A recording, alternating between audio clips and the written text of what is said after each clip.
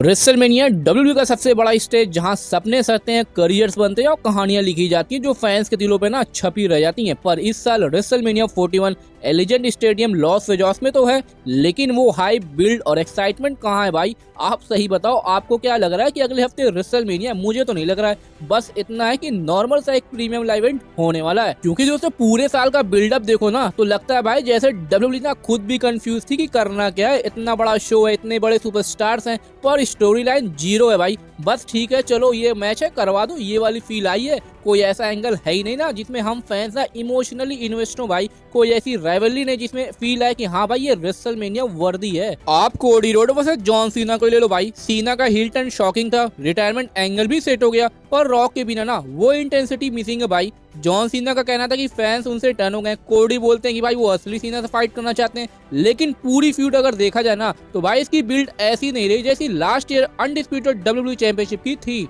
भाई last year क्या Roman Reigns जब चैंपियन थे ना तो भाई कोई भी रेसलमेनिया की फ्यूड आप उठाकर देख लो भाई। रेसलमेनिया को छोड़ो, आप कोई नॉर्मल सा प्रीमियम लाइव इवेंट ही देख लो भाई, वो इंटेंसिटी, एक्साइटमेंट, हाइप, यहाँ तक कि जे ऊसो के साथ जब ये समर स्लैम को मेन इवेंट किए थे ना तो उस टाइम पर भी भाई उस मैच की हाइप अलग ही लेवल पर थी। लेकिन कोडी रोड के चैंपियन बनने के बाद सिर्फ केविन ओवेंस के साथ की ही इनकी राइवलरी ना कुछ हद तक बढ़िया थी, बाकी और कोई भी ना उतनी कुछ खास रही नहीं। हाँ, कोडी रोड के फैंस को इससे बुरा जरूर लगा होगा कि मैं रोमन की साइड ले रहा हूँ। तो भाई आप लोग खुद ही मेरी तरह रेसलिंग के फैन हो तो आपको पता ही होगा कि कहाँ कितना इंटरेस्ट आ रहा है, मुझे बताने की जरूरत नहीं है। जॉन सीना का हील टर्न के बाद लगा था कि चलो रेसलमेनिया की हाइप ना लाइन पर आ गई है, लेकिन ये तो भाई पूरा उल्टा ही हो गया। द रॉक का कोई इन्वॉल्वमेंट ही नहीं हुआ। जॉन सीना ने अभी तक द रॉक को लेकर कुछ बातें ही नहीं की। कोडी के साथ इनका कुछ खास ब्रॉल नहीं हुआ, तो भाई एक्साइटमेंट कहाँ रहेगी? भाई ये रेसलमेनिया है, डब्ल्यूडब्ल्यूई का फ्लैगशिप इवेंट है, ऐसे ही थोड़ी बिल्डअप होती है।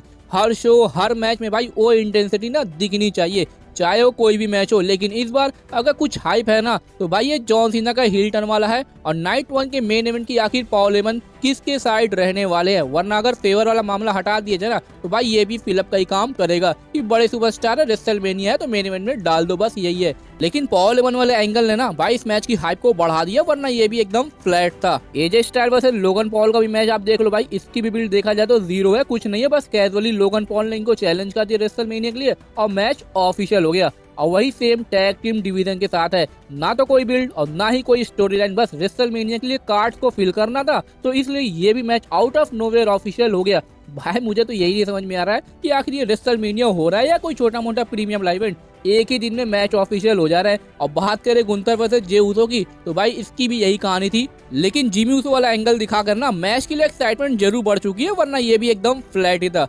और वुमेन डिवीजन की तो भाई आप बात ही ना करिए। जेड कारगिल और नेओमी, भाई यही इस वक्त ना ऐसी फ्यूड है ना जिसमें बिल्डअप भी अच्छी है और स्टोरी लाइन भी, और इस मैच को लेकर एक्साइटमेंट भी हाई है। लेकिन वही दूसरी तरफ शार्लेट फ्लेयर और ट्रिफनी, ये लोग तो भाई कोशिश तो पूरी कर रही है हाइप बनाने के लिए, लेकिन वो चीज तो हो नहीं पा रहा है। थोड़ा बहुत एक्साइटमेंट अगर है तो ट्रिपल थ्रेट वाले मैच का है, बाकी मुझे पता नहीं भाई ट्रिपल एच ने आखिर वुमेन्स मिड कार्ड चैंपियनशिप की ना एंट्री क्यों की है भाई, जब इनको रेसलमेनिया में डिफेंड ही नहीं करवाना है। जी हाँ, मैं बात कर रहा हूँ वुमेन्स इंटरकॉन्टिनेंटल चैंपियनशिप की और यूनाइटेड स्टेट चैंपियनशिप के बारे में। भाई उसकी कोई वैल्यू है भी या नहीं है? इतना बड़ा शो है भाई, कम से कम फर्स्ट टाइम इसको डिफेंड तो करवाना चाहिए, लेकिन नहीं, इसकी भी वैल्यू अब गिरती ही जा रही है। यानी सिंपली एक वर्ड में बोलूं ना तो ये रेसलमेनिया का नाम ना आप लाइफलेस रेसलमेनिया रख सकते हैं। भाई ये ज्यादा बेटर रहेगा कि रेसलमेनिया आया भी और चला भी गया और कुछ कोई को पता भी नहीं चला। रे मिस्टीरियो का मैच देख लो भाई, मार्क्स वर्सेस मार्क्स, क्या है भाई? आखिर ट्रिपल एच को भाई आइडिया कौन दे रहा है मैच ऑफिशियल करने का? जो मन में आ रहा है उसको ये डाल दे रहे हैं, और जो मेन है ना उसके लिए कोई बिल्डअप ही नहीं है।